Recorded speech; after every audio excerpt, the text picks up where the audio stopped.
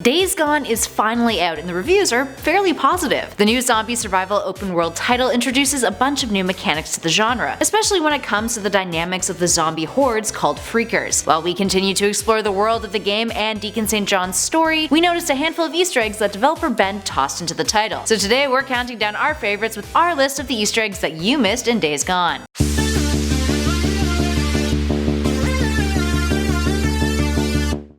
And at number 8, Connected Worlds. Often when it comes to video game Easter eggs, developers will reference their past work. Such is the case with an Easter egg, or multiple Easter eggs, in Days Gone. Developer Ben's studio references their previous series, Siphon Filter, a lesser hyped franchise that consisted of 6 titles and has gained quite the fanbase over the years between 1999 and 2007. Speaking of Siphon Filter, some players noticed that there might be ties between the two games. O'Brien, one of the key characters in the game's plot, hints at the possibility, making a suggestion that the infection in the game has been engineered to target specific genes, with Deacon responding with a suggestion that maybe it's an act of terrorism. Now aside from that, the characters never draw attention to it again, but anyone who has played Siphon Filter would know that the virus in the game was a bioweapon that programmed itself on a genetic level, and targeted specific groups of people. And our next 2 Easter eggs seem to point in the direction that perhaps the worlds are connected after all. And at 7, Classified Virus Research. There's a collectible in the game that you can find, which gets labeled as number 28 in your tourism collectibles, called Classified Virus Research,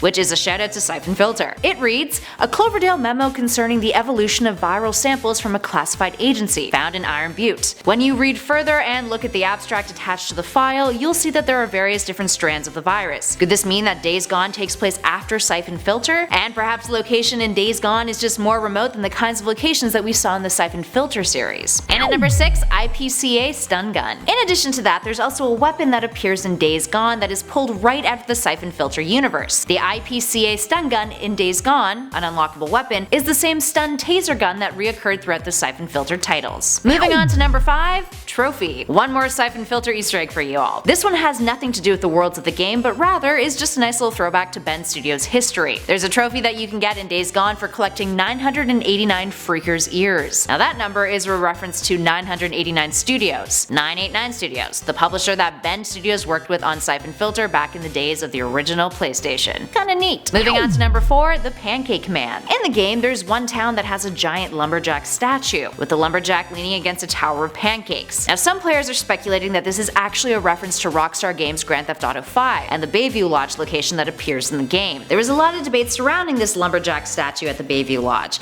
and whether it was the Jetpack Man in connection to the symbols on the mural tied to the Chiliad mystery. Needless to say, you can see the similarities between the two, but it's still a little debatable as to whether or not this statue in Days Gone is actually an homage to GTA 5. It wouldn't be the only Rockstar game to be referenced though. More on that later. Moving on to number 3, Debunking. So this one is kind of an inverted Easter egg. There's been a lot of confusion online concerning a symbol that has appeared on some of the clothes of various characters in Days Gone. The symbol contains the letter A in a circle, and some have speculated that this is an Avengers Easter egg. Not the case, my friends. For those of you who weren't born in the 90s and don't remember some of the popular symbols that teenagers would go around and doodle onto their notebooks, this circled A is actually the Anarchy symbol, something that's much more fitting of Deacon St John and the kinds of individuals he rolled with back in the day. So sorry, Marvel fans, don't get your hopes up for that one. The Anarchy symbol also appears in some of the menus in the game.